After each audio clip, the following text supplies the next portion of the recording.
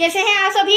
I hope अच्छे होंगे, right. चलिए मैं होगी प्रजापति टीडी चैनल पे आप सभी का स्वागत करती हूँ और आज मैं आपके लिए लेके एक्सरसाइज 3.3 का क्वेश्चन नंबर 1 जिसका आज हम 6 पार्ट सॉल्व करेंगे, राइट। और चूंकि हमारी प्रतिस्थापन विधि है, इंपॉर्टेंट है, तो प्लीज ध्यान समझिएगा और साथ ही लाइक शेयर करना मत भूलिएगा। ओके बच्चों, तो आइए स्टार्ट करते हैं।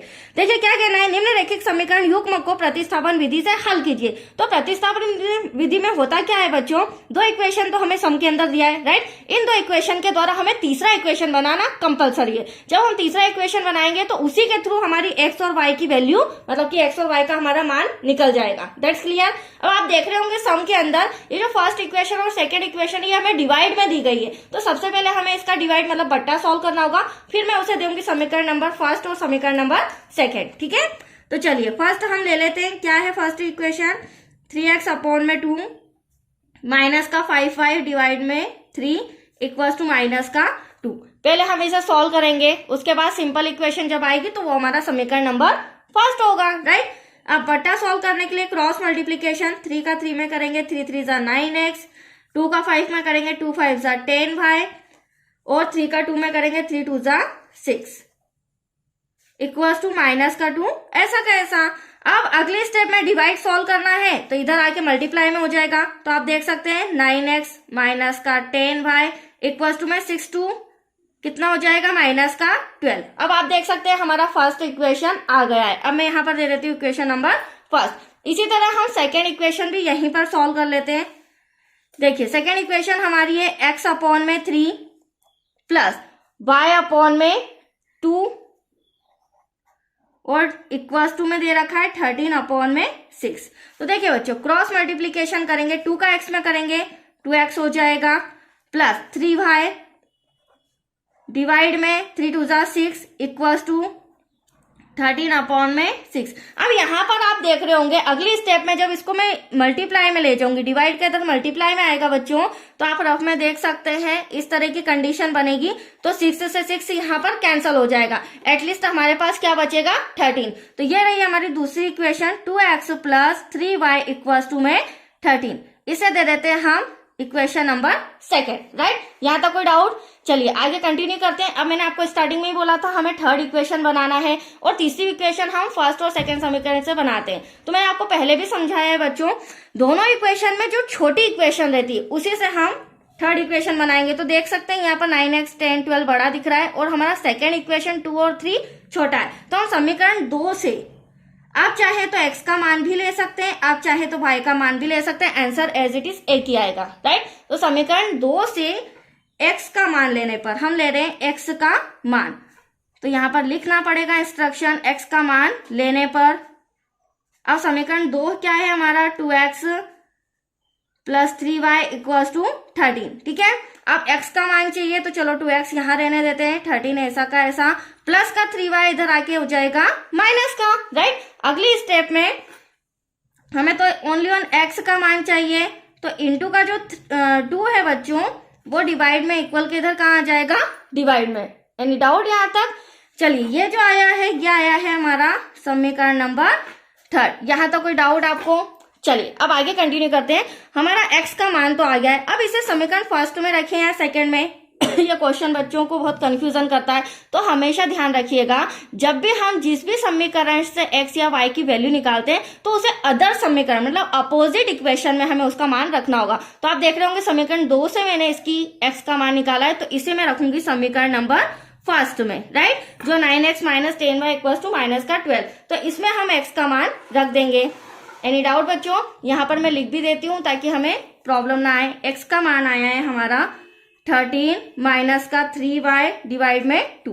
चलिए यह इंस्ट्रक्शन लिखना पड़ेगा, x का मान समीकरण 1 में रखने पर, हाँ यदि मैंने समीकरण 1 से x या y की वैल्यू निकाली होती तो मैं समीकरण 2 में रखती। That's clear. चलिए समीकरण जो 1 है हमारा वो है 9x माइनस का 10y इक्वल्स 2 में माइनस का 12। अब आप देख सकते हैं 9 तो ऐसा कैसा x के प्लेस पर जो हमने इक्वेशन थर्ड निकाला, x के प्लेस पर हम क्या लिख देंगे ब्रैकेट में 13 माइनस का 3y डिवाइड में 2, यहाँ पर माइनस का 10y इक्वल्स टू माइनस का 12, राइट। चलिए अब यहाँ पर डिवाइड में कुछ कैंसिल नहीं हो रहा है। जब कैंसिल नहीं हो रहा है तो पूरे ब्रैकेट में मल्टीप्लाई हो जाएगा, मतलब कि 9 का 13 में मल्टीप्लाई करेंगे तो हमारा आ जाएगा 117, राइट। 9 का 3 में करेंगे 9 3 ज़ा 27, डिवाइड का 2 ऐसा का ऐसा, माइनस का 10y इक्वल्स टू में माइनस का 12। Any doubt? चलिए अगली स्टेप में हम क्या करेंगे, जो डिवाइड का 2 है बच्चों उसका मल्टीप्लाई 10 में भी होगा और उसका मल्टीप्लाई 12 में भी, ताकि हमारा ये बट्टा सोल्व हो जाएगा। तो आप देख सकते हैं 117 माइनस 27y यहाँ पर करना है, क्योंकि यहाँ से यहाँ तक तो बट्टा है। तो यहाँ पर करेंगे तो माइनस का 10 2 ज़ा 20y इक्वल्स टू 12 2 ज़ा 24, बट वो भी माइनस का। अब हमारे लिए सम थोड़ा सा इजी हो चुका है। आप देख सकते हैं यहाँ पर जो y का मान आएगा तो यहाँ पर माइनस माइनस प्लस कर देते हैं, बट साइन क्या आएगा, माइनस का। तो 47y। Any doubt? चलिए माइनस का 24। अब इसी स्टेप में हम प्लस का जो 117 है उधर उसे इधर ले आते हैं, ये हो जाएगा हमारा माइनस का।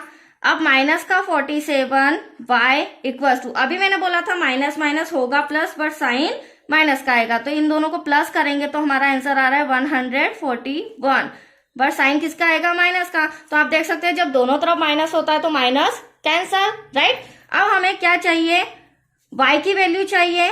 तो क्या करेंगे बच्चों, 47 डिवाइड में आ जाएगा और 47 1 ज़ा 47 और 47 3 ज़ा क्या हो जाएगा 141। पूरा पूरा कैंसल जा रहा है। अब हमारा y का मान आ चुका है, राइट। जब भी हमारी y या x की फर्स्ट टाइम वैल्यू आती है तो उसे हमेशा समीकरण थर्ड में रखना है, ठीक है। मतलब y का मान हम समीकरण थर्ड में रख के x का मान निकाल लेंगे। That's clear.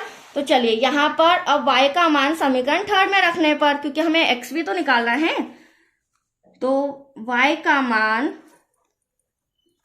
समीकरण ना ही फर्स्ट में ना ही सेकेंड में, डायरेक्टली थर्ड में रखने पर। और आपको भी इसी अकॉर्डिंग जो स्टेप बाय स्टेप में बता रही हूँ उसी अकॉर्डिंग आपको भी सॉल्व करना है, राइट। अब x इक्वल्स टू हमारा क्या है 13 माइनस का 3y डिवाइड में 2, 13 ऐसा का ऐसा माइनस का 3 ऐसा का ऐसा।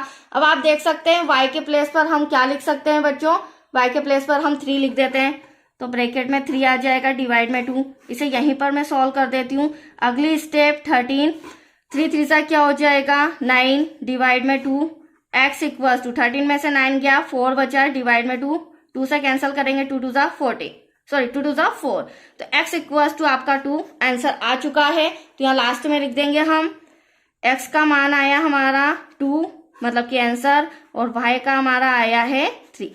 तो ये थी हमारी प्रतिस्थापन विधि। That's clear. तो चलिए ये सब हमारा कंप्लीट हो चुका है बच्चों। नेक्स्ट वीडियो मिलेगा आपको क्वेश्चन नंबर 2 से रिलेटेड, जो कि मोस्ट इंपॉर्टेंट है। ओके।